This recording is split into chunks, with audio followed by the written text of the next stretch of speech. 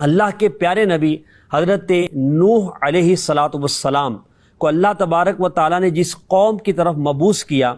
ان میں آپ نے 950 سال تبلیغ فرمائی، واعظ و نصیحت کی، مگر اس قوم نے آپ کے پیغام حق کو نہ سنا سوائے چند لوگوں کے۔ آپ ان کو تبلیغ فرماتے رہے، اللہ پاک کی طرف بلاتے رہے، دین حق کی طرف بلاتے رہے، مگر وہ سرکشی کرتے رہے اور سیدنا نوح علیہ السلام کو بہت زیادہ تکلیفیں پہنچاتے، اذیتیں پہنچاتے۔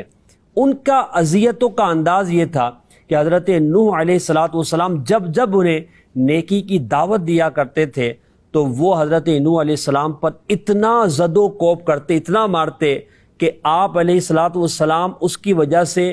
بے ہوش ہو کر زمین پر تشریف لے آتے اور آپ کو وہ لوگ معاذ اللہ مردہ تصور کرتے ہوئے کپڑے میں لپیٹ کر کسی مقام پر ڈال دیتے۔ آپ علیہ السلام پھر اس مقام سے واپس تشریف لاتے اور انہیں نیکی کی دعوت دیا کرتے، پھر وہ آپ پر زد و کوب کیا کرتے۔ یہ سلسلہ چلتا رہا۔ ایک دن اللہ تبارک و تعالی نے حضرت نوح علیہ السلام کی طرف وحی فرمائی کہ اے نوح، جتنے لوگ اب تک ایمان لا چکے، اب ان کے بعد ہرگز کوئی ایمان نہیں لائے گا۔ اب نوح علیہ السلام اپنی قوم کے ایمان سے نا امید ہوئے تو آپ نے رب تبارک و تعالیٰ کی بارگاہ میں ان کے لیے بد دعا فرمائی۔ جب بد دعا فرمائی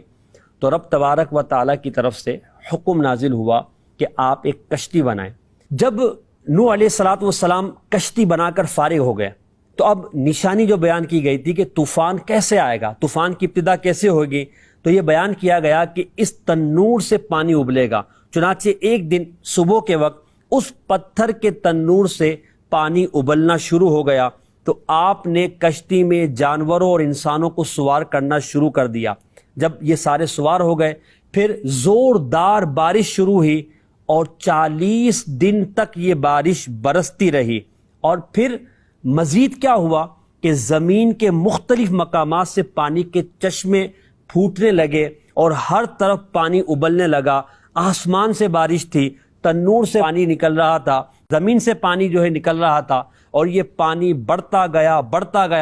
اتنا پانی ہو گیا کہ ساری دنیا پانی کے اندر غرق ہو گئی۔ طوفان کی طغیانی کو قرآن نے یوں بیان کیا، وَهِيَ تَجْرِي بِهِمْ فِي مَوْجٍ كَالْجِبَالِ، اور وہ انہیں لیے جا رہی ہے ایسی موجوں میں جیسے پہاڑ۔ حضرت نوح علیہ السلام کشتی پر سوار ہو گئے اور کشتی طوفانی موجوں کے تھپیروں سے ٹکراتی ہوئی برابر چلتی رہی۔ آپ علیہ السلام جب کشتی میں سوار ہوئے تو آپ نے یہ دعا پڑھی، بسم اللہ مجریہا ومرساہا ان ربی لغفور الرحیم، اللہ کے نام پر اس کا چلنا اور اس کا ٹھہرنا، بے شک میرا رب ضرور بخشنے والا مہربان ہے۔ حضرت نوح علیہ السلام کی کشتی مسلسل چل رہی تھی، یہاں تک کہ 6 مہینے چکر لگاتی رہی اور خانہ کعبہ کے مکہ مکرمہ میں پہنچ کر 7 چکر بھی لگائے، اور پھر اللہ پاک کے حکم پر جودی پہاڑ پر، جو کہ عراق کے ایک شہر جزیرہ کے قریب واقع ہے،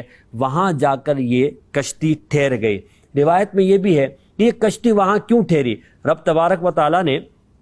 پہاڑوں پر حکم فرمایا کہ نوح علیہ السلام کی کشتی تم میں سے کسی پہاڑ پر رکے گی، تو بعض پہاڑوں نے تکبر کیا، جودی پہاڑ نے عاجزی و انکساری کی، تو اللہ تبارک و تعالیٰ نے اس پہاڑ کو یہ شرف بخشا کہ اللہ کے نبی علیہ السلام کی قدم بوسی کی، اسے سعادت حاصل ہوئی۔